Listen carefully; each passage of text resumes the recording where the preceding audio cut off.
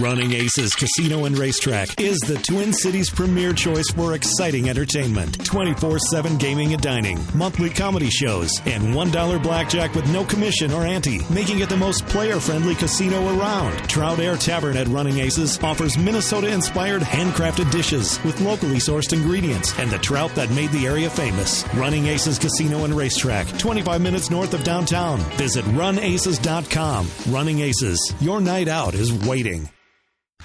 Welcome back in to the Mackey and Judd Show. Today it's Jamie Watson and Darren Terhard guiding you through 9 to 1.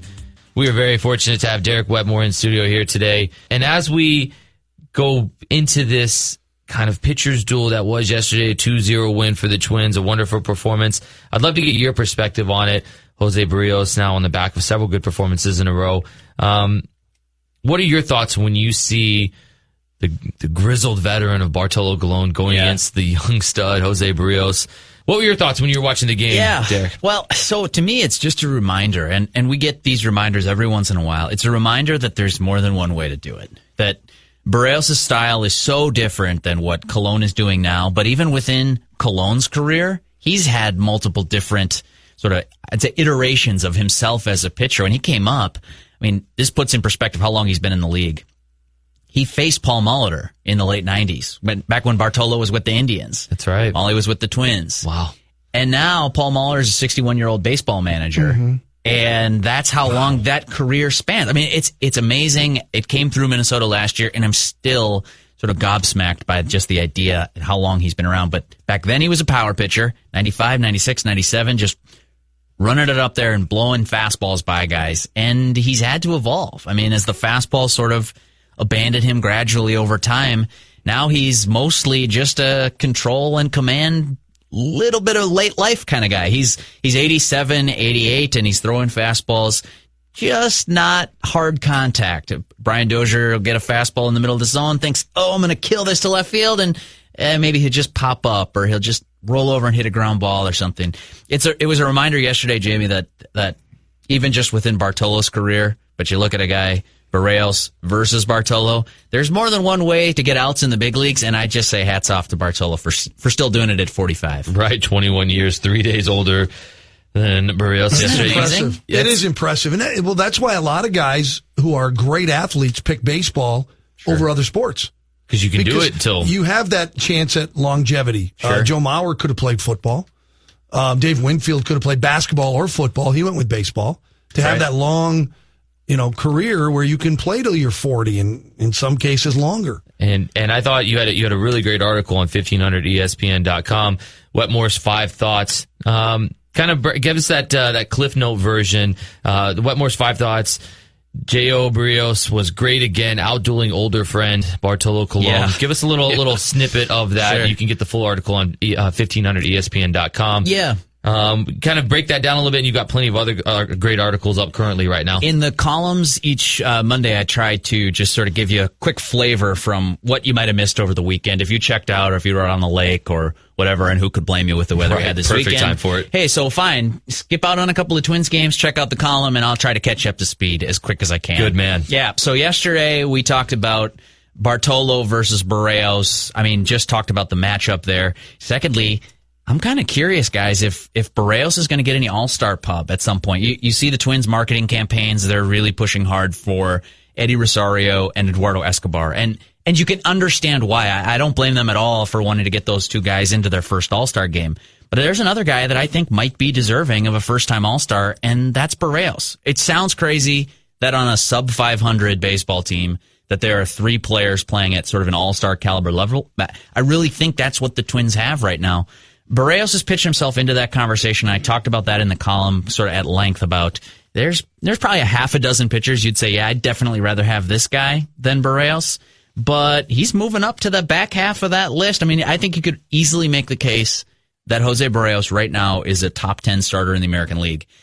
Not that many guys go to the All-Star game, but he's going to be close. So anyways, I broke down the game. I broke down the matchup. And one of the things that I really took away from that was like, hey, are the Twins going to possibly get 3 All-Star nods? Is there another guy that's maybe deserving of consideration with Berrios?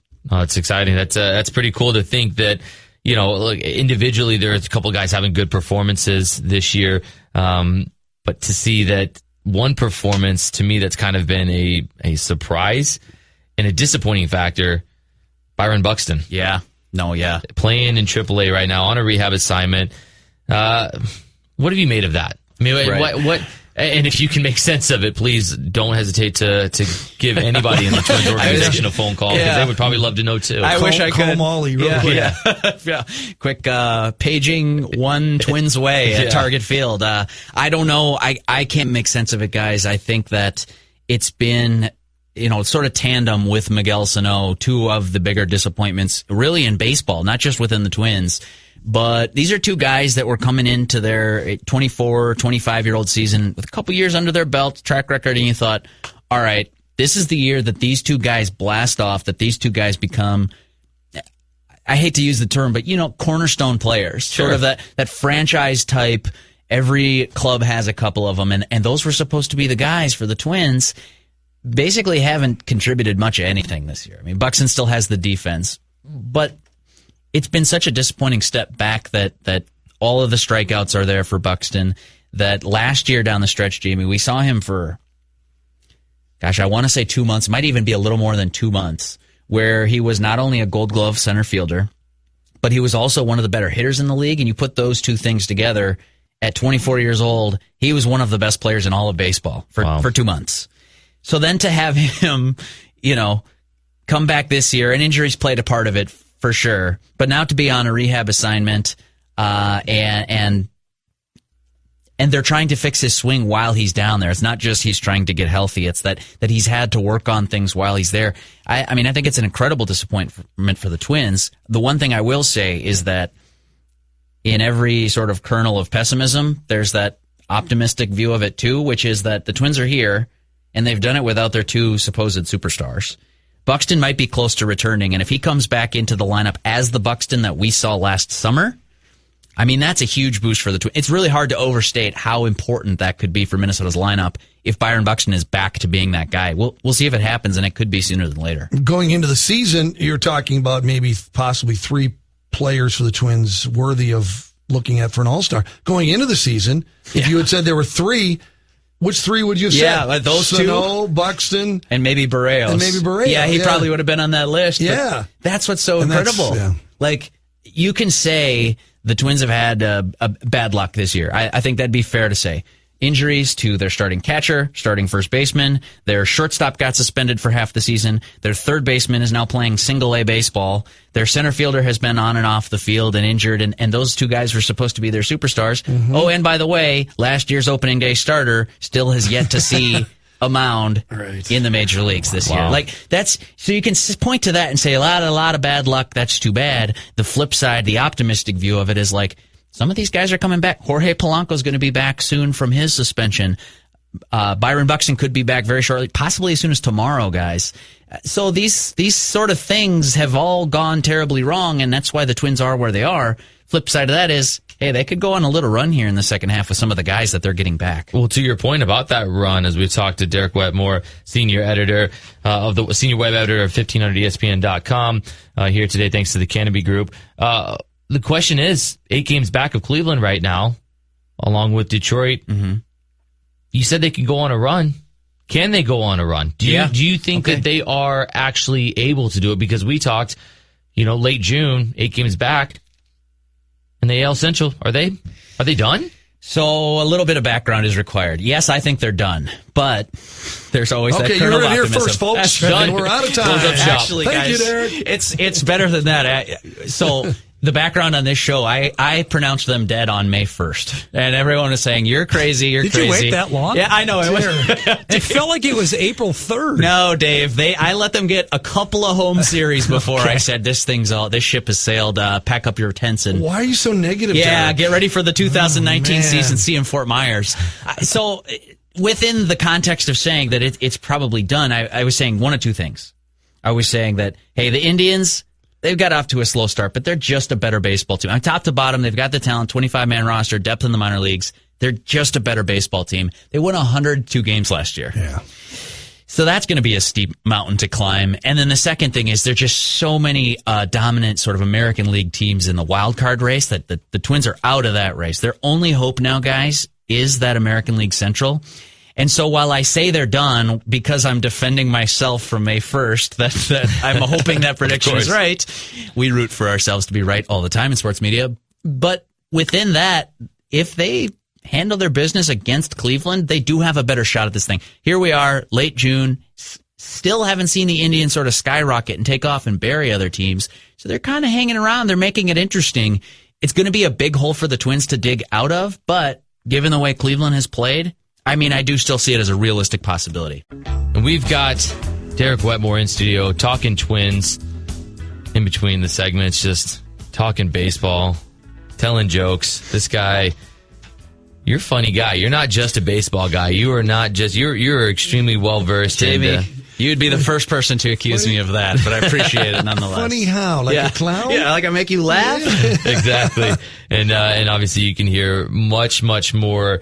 We're appreciative of the time you're here today with us in studio, but also the Touch 'Em All podcast with Phil Mackey. You enjoying doing that? Because I know you guys are in full swing with that, and that's a much deeper dive because you get the unlimited time spectrum with the podcast to go full deep dive Twins baseball. And I mean, if I'm being honest, like we really get to let our nerd flags fly on that podcast. It gets a little more numbers heavy, whereas when I'm talking, with Phil and Judd on a weekly basis or with you guys, Dave, it's like we can talk about the big subjects, but I really don't want to jump into, WAR, wins above replacement and XFIP and weighted on base average. And that's the podcast is sort of the outlet for that, where if you're into stats and you're into the Twins, that's probably the podcast where you can find that stuff. Perfect. You can find that on 1500ESPN.com. Let's talk about the game yesterday was a 2-0 result. It took about 2 hours and 21 minutes. That's good. What is your... That's good. We talked about making baseball more entertaining. And when I say we did, I mean me. Yeah. I said, give me all of the Houston Astros player, his name's drawing a blank, Dave Harrigan. Bregman? It was Bregman, yes. Thank you. Shave in between innings. We're talking about all the gimmicks and everything. For the very casual baseball fan like myself, a game that takes 2 hours and 21 minutes sounds great. Yeah, man. 2-0 doesn't sound that great. 7 home runs in the Dodgers game sounds fantastic. Oh, get out of here. What is your favorite kind of game? Where is the perfect balance for you, Derek? We're not going to agree on this, it sounds like, Jamie, because I like low scoring. I like 2-1. I like 2 hours and 21 minutes. Give me that 7 days out of the week. And to get to that, you really need two pitchers who really just have it that day. They're just cruising through lineups that you can't get guys past second base. And some people say that's boring because there's no action. I think of it the other way. I think it's like constant setup for action. So I'm a little surprised you don't like this as a soccer guy. No, maybe you're actually selling me on it because it makes it sound like it's 0-0 and you're building up to, a game winner or something like that. Exactly. So here's an example. You get a guy on first base in the first inning, and now you got your best hitters coming up. It's the pitcher's best stuff versus your best part of the lineup. Who's got it today? And then it's just, here we go. Next inning, maybe there's nobody on base, and so people would say, like, oh, that's pretty boring. But I'm looking at it, and I see, the 7, 8, 9 hitters in a lineup who you're like, okay, this pitcher's so good today. Can he get through these 3 guys, and can he do it in like 4 minutes, and can he do it without using a ton of energy so that he's 1 inning closer to getting through this whole game and keeping the score locked? More importantly, he's giving his guys a chance to go up and hit and get the bats out. That's what everybody has fun doing. Nobody likes to play defense. So I like clean game, miss me with the errors. I don't want any of this crappy, sloppy fielding, bad base running. I don't want any of that stuff. I want a clean baseball game, well pitched, 2-1, over in less than 2.5 hours, and that's a perfect Saturday, Sunday of baseball. You are a purist at heart. You're only 27. I'm on board with him. Yes. No, I'm on board with him because 2-1. If you've got like yesterday's game, it's moving along. Constant. You don't have time to have people have you can have a 40-minute half inning. Yes. If they're booting the ball around and they change pitchers, change pitchers 2-3 times. Yeah. They score 6-8 runs. You can have a 40-minute half an inning. Well, and I'll fight you on the home run thing too. You say 7 homers. You know what that means? So the guy gets 2 guys on base. They have a pitching meeting on the mound. Hey, don't throw this guy a good strike. Okay, coach, I got you. And then they go and they throw a meatball and he hits it over the fence. 3 runners trot home, including the guy who has to do his dance all the way around the bases, flip his bat. Then he claps his hands and everybody raves for him. He walks back to the dugout, and then the manager makes the slow walk out to the mound and says, well, kid, you just didn't have it today. Go get another guy from the bullpen. Then he jogs in. It takes him 45 seconds to get in, and they let him warm up for another 35 minutes standing out on the mound. That's what drags the game back. If you've got 10 pitchers throwing that day, it's going to be a bad day at the ballpark, even if your team won. So I take it you're not a fan of Pat McAfee, former punter for the Indianapolis Colts, going to play in the Independent Frontier League for the Washington Wild Things for a game. You're not a big fan of that. I love it. Is that the guy that was working for Barstool? He works for Barstool, runs Barstool Heartland. They had a whole bunch of cameras going around. He was mic'd up. He was batting 9th. That's pretty good. I don't think he hit it out of the infield. I think he got on base. He got to second because it was a routine grounder that was overthrown. They booted it? Oh, absolutely. No shock in the Independent Frontier League. Miss me with that. I don't like errors. That's a sloppy defense, sloppy base running. That gets me. But I am rooting for Tim Tebow climbing up through the minor leagues in the Mets system. I like the sort of off-the-wall story, to your point. Entertainment value. There's a former college star and NFL player who is now playing minor league baseball, and he's doing all right. There we go. I'm rooting for that guy. I hope that story comes through. Love that. We love having you in. We appreciate you so much coming in, talking Twins with Wetmore. Again, you can find plenty of Derek Wetmore's articles, senior web editor at 1500ESPN.com. We want to say thank you so much for coming in. We appreciate you making this show much, much better. Hey, you guys got me riled up. Now, I don't know. I'm going to have to go take off this energy. Somebody in the hallway is going to have to fight about baseball with me for a little bit. Just take it out on the keyboard so we can all be blessed with more articles from you. And take it out on the Touch 'Em All podcast with Phil Mackey. Again, Derek, thank you so much for coming in. We really appreciate Thanks, it. Good to see you, Derek. Hey, everyone. Thanks for listening to the show. TCL launched a new lineup of award-winning 4K Roku TVs to deliver the best sports, movies, TV shows, and thousands of streaming channels. TCL's personalized home screen makes it easy to customize your TCL to fit the way you watch. Binge watch what you want, when you want. TCL delivers excellent picture quality, sleek design, and stunning resolution at an affordable price. TCL, America's fastest growing TV brand, is available at major retailers everywhere. Learn more at TCLUSA.com. I'm Rita Foley with an AP News Minute. The FBI investigation of Supreme Court nominee Brett Kavanaugh may wrap up today, we're told. But Christine Blasey Ford, who accuses him of sexual assault, apparently has not been interviewed, nor has he. Does that worry key Republican Senator Jeff Flake? Well, we have the statement of Dr. Ford, and then we have hours of testimony. So, frankly, when we talked about an FBI investigation, it was to follow up leads that might corroborate her account. So I'm not troubled by that. Standing next to Senator Flake on Capitol Hill, his friend, Democratic Senator Chris Coons, for whom the speed of the investigation raises questions. That would concern me. I hope the FBI has been allowed to follow all the reasonable leads from the credible allegations that were before the committee last week. And I know that puts them under a lot of pressure, but they've got the resources to do it. He and Senator Flake were on the Today Show this morning. I'm Rita Foley.